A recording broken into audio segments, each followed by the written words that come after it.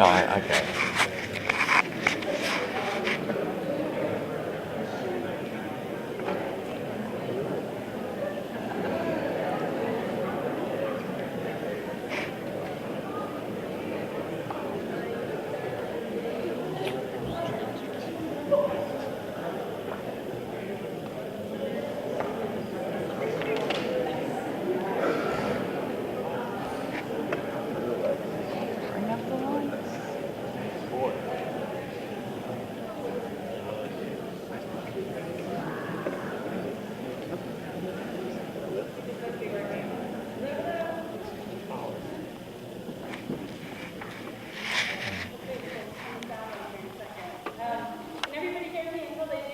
Oh, yeah. Oh, Crispin, yay! Yay, Crispin! Yay!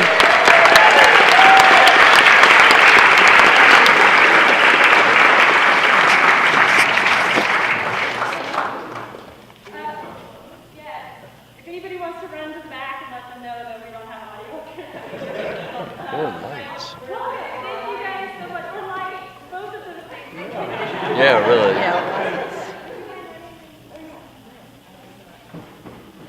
As you can see, the Kentucky Theater has gone through some fantastic changes lately.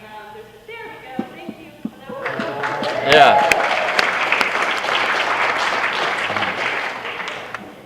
So there's been some hiccups along the way. I heard the little issue started at the very beginning, so that's just part of the new technological shift of getting the phone to work. So thank you all for coming here. Until these are on, you can stay here. We'll talk about it. All right. Okay, so thank you so much for being here. So this was one of 3 projects that you did as a parachute stand. The first one was a film called Twister that starred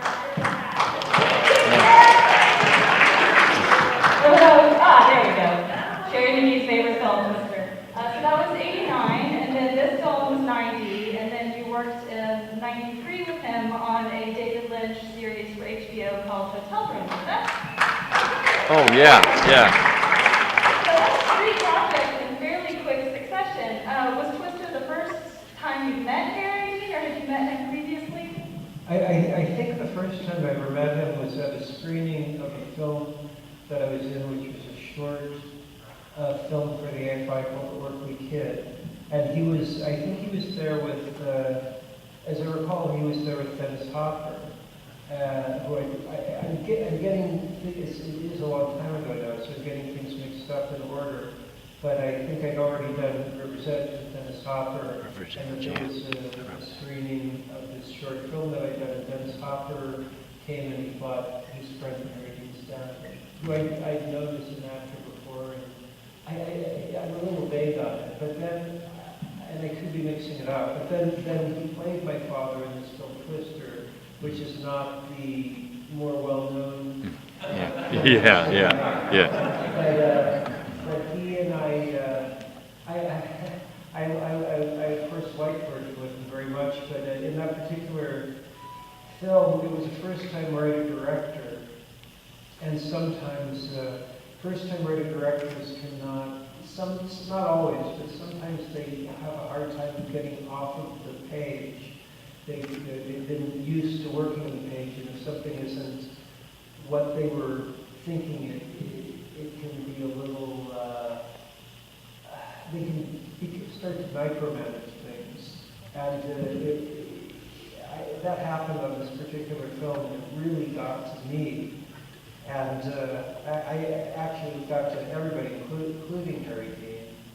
And I was more vocal about it, but I think Harry Dean was also happy that I was, or I don't know, trying to figure out a way to deal with it. There was a story I've told to other people that I really liked, that he kind of took the director aside and said that when he worked with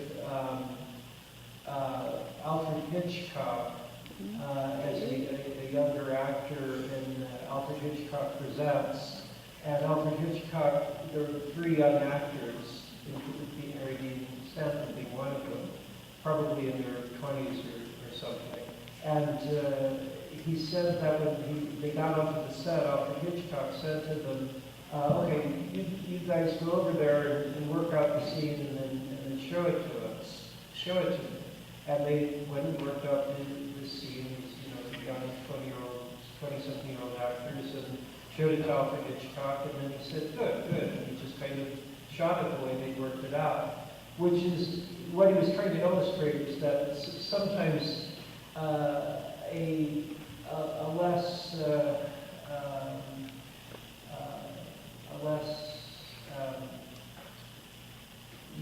accomplished director will feel like they're supposed to be directing and doing things as opposed to letting it live and be. And unfortunately, the story didn't really change the thing with that particular director. But I always remember the story, and I thought it was a great illustration of what a genuine master can do, and the understanding of just how being playful and letting organic elements come forth.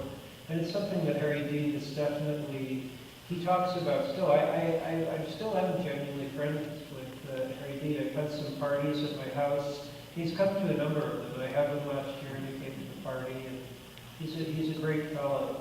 But he also always, and I'm friends with Nicolas Cage as well. And Nick has worked with Harry Dean a lot, and they're friendly. So I've seen Harry Dean when over at Nick's house or something. And Harry Dean talks a lot about being kind of in the moment. He has kind of a spiritual sense of it. He's very good at talking about it. I wouldn't be able to be as eloquent about it as he is, but I think there's something about his acting style that also flows into a kind of a spiritual philosophy about being present and taking all for what's happening at that moment. But yeah. You actually managed to answer 3 of my questions. I tour around with my own films that I make, and I do Q&A sessions after them, and I tend to start giving long answers for that reason. I answer a lot of questions. So this film obviously didn't have any screen time together. I would like to talk about this film though for a minute. How did you wind up getting cast in this? I had met, well, when I was 16, I would go see Erasehead over and over again. Oh, yeah. Yeah. Yeah. It's a great film. And I would go watch it at the New Art movie theater. It's a different tangent, but the New Art movie theater is an art house theater in Los Angeles. When I was a kid, I went to a private school that we would read books and then see the movies at the New Art after we'd read the books. And so I was 14 or 13 and went to the New Art, I think we'd read, 1984 or something like that. And they had a trailer for this movie. I don't know why they showed it to these 14-year-old kids. This movie, Erasehead, it was probably 77 or 78 when it just first started playing at the New Art. And I watched it, I didn't know what it was. I thought it was some old movie from the 1950s. But it looked really interesting, and I knew as soon as I could see it, I'd go see this film. And when I was 16 and learned how to drive, that was one of the first things I did, was go see this movie, Erasehead, at midnight at the New York. And I saw it at least 12 times. I'd go to midnight, and people, it was a different experience at that time because even Elephant Man hadn't come out. And so people, there'd be maybe like 5 people in the audience or something. And then I remember a couple of times, or one time specifically, people would start kind of like talking to the screen a bit angrily or something, and then really get mad and like curse at the movie and then leave. And then it would get really, really quiet. And it was great. I loved it. I loved the experience of going to see that film. And then I met David Lynch I wanted to meet him for a long time. And I met him for a film he didn't end up doing called One Saliva Bubble. It never became a film. And I had heard I was going to get cast in that, and then the film, for whatever reason, didn't get made. And then it was from that meeting that he had known me. I just got cast in this. I didn't meet him again. I just got cast, and it was great. I had, from watching Erasehead over and over again, I'd always had a certain sense of David Lynch's style and thought process, but then being directed by him in this film, it was so very specific and so psychologically sound. It was the most specifically I've ever been directed was in this film. And you know, that scene where I'm making the sandwiches and it's the only line I say in the film is I'm making my lunch. And but that it was very precisely directed, the timing, everything. And normally, you know, I was kind of talking earlier about micromanaging. Normally, a film director that doesn't really have a psychologically sound background in it, it would be awful. But because David Lynch has a genuinely great mind and a genuine psychological understanding of characters, it's fantastic. It was definitely one of my favorite directing experiences I've had. And then I worked with him again on a hotel room. And then for my own films, like I mentioned before, I tour around with 2 feature films that I've directed, and I come to venues like this, and I perform a live show, and then present my own feature film, and then have a Q&A, and then a book signing after.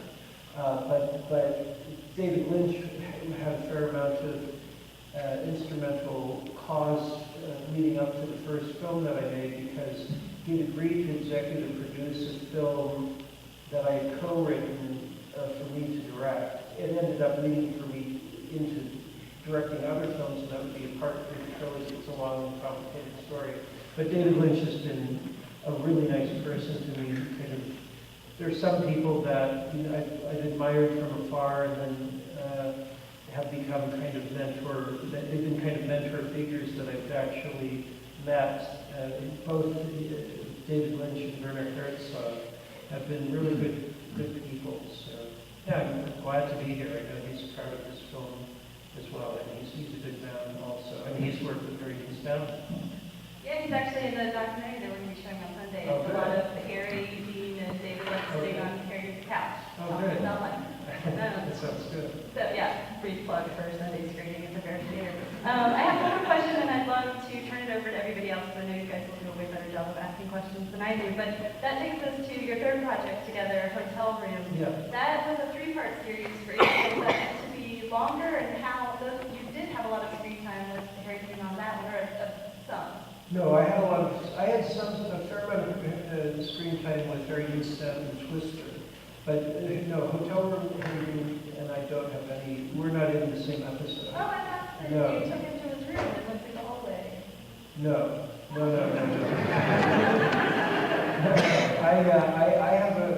I think I know what you're talking about, but that's a different person. I have an episode with Alicia Witt, and she and I are in the same hotel room. The concept of it was going to be a series for HBO, and that the hotel room always stayed consistent as a set, but that it would go through different agents. So in the pilot episode, which was the only one that was made, David Lynch directed 2 of the episodes, and then 1 episode was directed by somebody else. And I think the order was, the first one was with Harry Dean Stanton and Glenn Headley, and I can't remember who the other actors. I think there were 3 people in that one. And then the middle one was directed by the other director, and then the one that I did was the 3rd one, and David Lynch directed it with myself and Alicia Witt. It was just the 2 of us. There was a bellboy and woman, I don't know, maid or something. They were going to be the only consistent characters throughout the whole series, but they would never age. And the time periods, the one I did was the 1920s or 30s. The one that Harry Dean Stanton did, I think, was set in the 1960s or early 70s. And then I think the middle one was contemporary at the time, which was 90s. But for whatever reason, it was never picked up. And, but it was interesting. It was David Lynch operated the camera on it as well. And Alicia and I worked we rehearsed a lot. And there were like 12-minute long takes because it was more kind of shot almost like a stage play where the camera was quite static. And it was a good use of kind of television fast time, the way television is shot. I've done much more feature work than television work, but that was an exception because, you know, David Lynch was directing it, so I was very glad to do it. And I'm glad I did it. But yeah, I never ran into Harry Dean on that particular thing. The only time I worked with Harry Dean was in Twister, but then like I say, I've seen him around in different social circumstances for many years, and he's a great fellow. Excellent. Well, I'd like to turn it over to you guys. We can basically do this however you want. If you'd rather yell out questions, or I can put the mic down here if you're afraid you're not going to be able to step down to it. So we can just allow it to be free organic. Anybody have question number one for Crispin Glover? You have a question. What's the best skateboard time you've ever worked on? Say what again? What's the best skateboard time you've ever worked on? The best which? The best and worst. Oh, best and worst project? Well, I really can't think of a worst necessarily. I mean, you know, there are things that are more enjoyable to work on and less enjoyable to work on. The thing that I'm very involved with right now is I tour with my own films, and I was just down in Paducah, Kentucky, and I'd love to come back here. In fact, this thing is just gorgeous. I'd love to Basically, in the movie.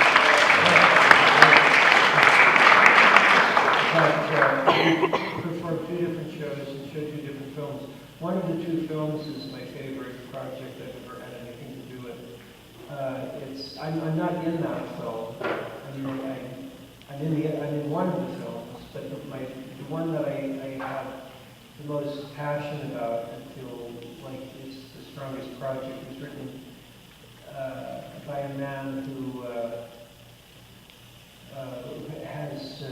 he had a severe case of cerebral palsy.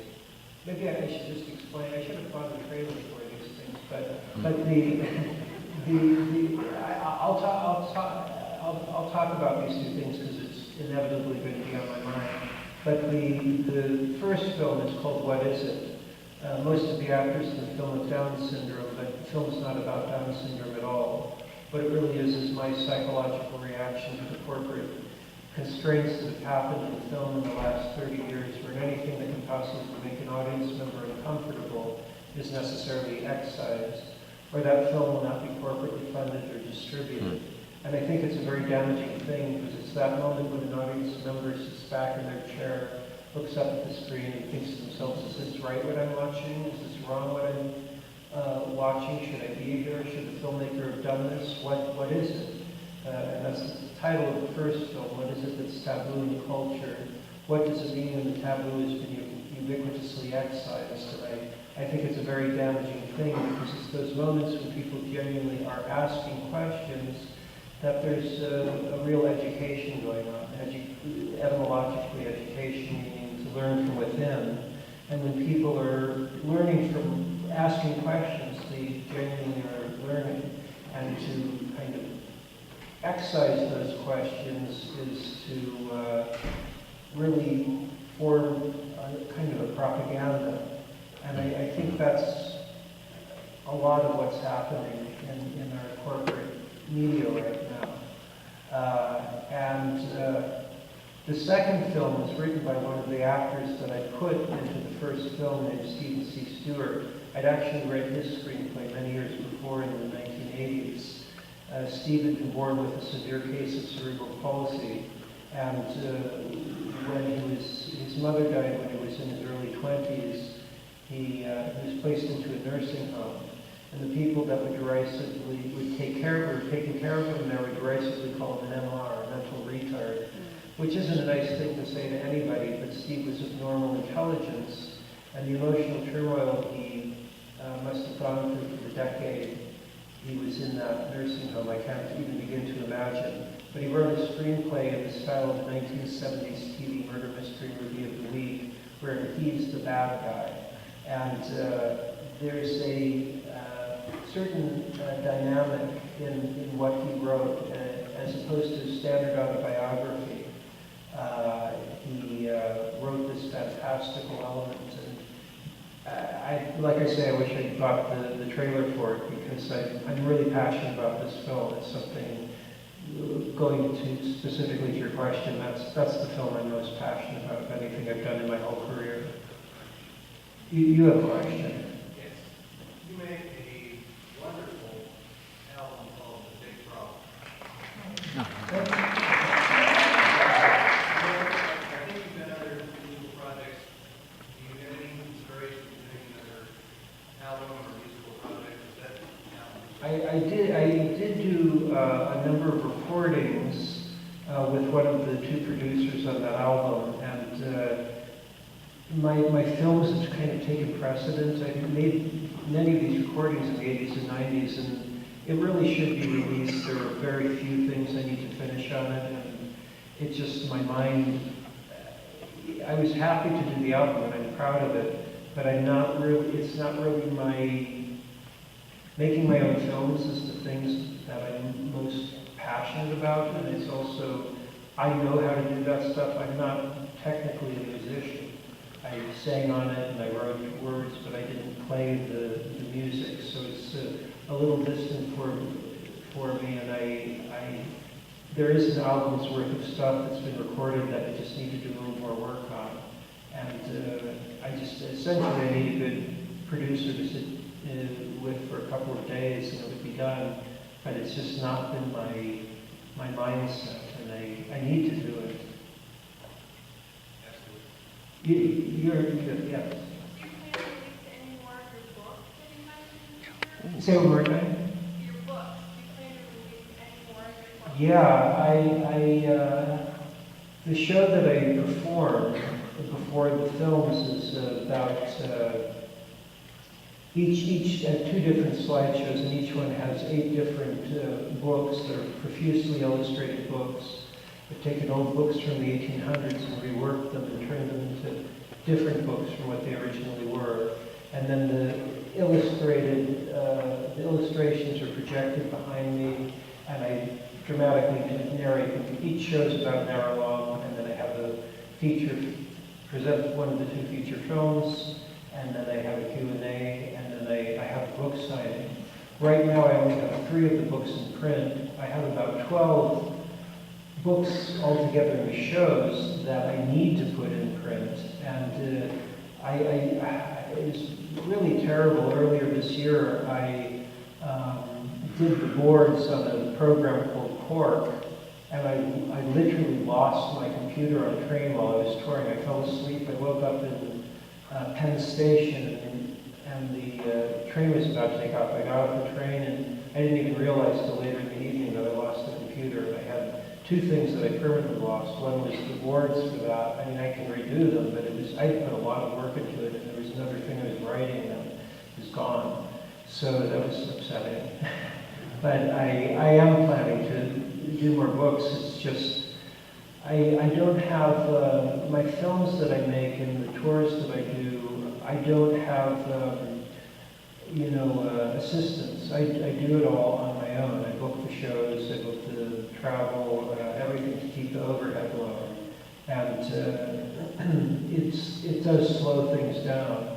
I should have people working with me, but I don't know, I should get interns or something. I haven't. The intern thing is actually, it's an important thing in the United States, because I own property in the Czech Republic, where I've been building the sets for the next production. For the last year and a half, I purchased an old property. It's an historical monument that was built in the 1600s, and next to it is horse stables. My films, I like to build sets, and after I shot the second film, which was shot entirely on sets, the sets had to be destroyed in a very short time after. And I realized if I wanted to continue making films on sets, I needed to own the property. Czech Republic has a very low property tax rate, and so the last year and a half, I bought the property a long time ago, but the last year and a half I've been having the sets built on about 14,000 square feet of space, which is entirely filled with sets. And I totally forgot what the question was. Oh, books. Well, it's exactly the illustration. It's like I should be thinking about books and I'm thinking about sets. Oh, and then the interns, because in the Czech Republic, in Europe, but it's not quite that, because in Europe they don't have the intern element. I mean, there's a positive aspect for people that are doing college work in Europe, in that they genuinely are getting jobs at that point. But in the U.S., there's a competitive element. I've had interns work on my films previously, and then they genuinely have gotten work from having worked on the film. Because if you're in a meeting in Los Angeles, it really actually doesn't matter what the content of the film is, but if they go into a meeting and say, well, I did the gaffing on Crispin Glover's film, somebody goes, oh yeah, they hear it could be any name, but if there's a name they can recognize and say, yes, that sounds like this person knows what they're doing because they worked on something. And I've had a lot of people that worked as interns on films that have then gotten, really good paid jobs that they've, essentially started their career. So it's a good system for them, and it's a good system for me to be able to help make my films less expensively, because I fund my films myself with the money that I make from acting, essentially, in other people's films. It's not easy, but it's worth it, because it's kind of what I was talking about. Like David Lynch, he's been he financed that last film of his.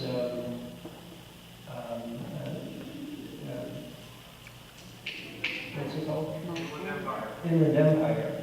And he had a more standardized, I've talked to people about it that know, he had a more standardized kind of self-distribution than I have. But he did self-distribute that film. I don't know all of the details of David Lynch. He's somebody else I like and have been friendly with, but he's a little more difficult to get specifics from. But I've talked to a lot of people that have talked to him, and I hear different things. I don't know what is accurate, but obviously he's not made another film since Inland Empire. I wish he would. I wish he would just make tons of movies. I love his work, but it's a funny one. He's a funny one. I don't know what will happen. I could picture him making his next film could be like the best film he's ever made, or he could maybe never make a film again. Or maybe he'll make a film that isn't his best, and then he'll make a whole bunch of movies that are really great. I don't know what, and anything he did wouldn't surprise me. But personally, I just wish he'd make a lot more films. But this kind of corporate-ties filmmaking that I was talking about, that my first film was reacting to, I'm sure I would assume David Lynch has found a certain amount of difficulty within it. I could be wrong about that, but I wouldn't be surprised if he has, which is unfortunate. He's one of the great filmmakers. Yeah,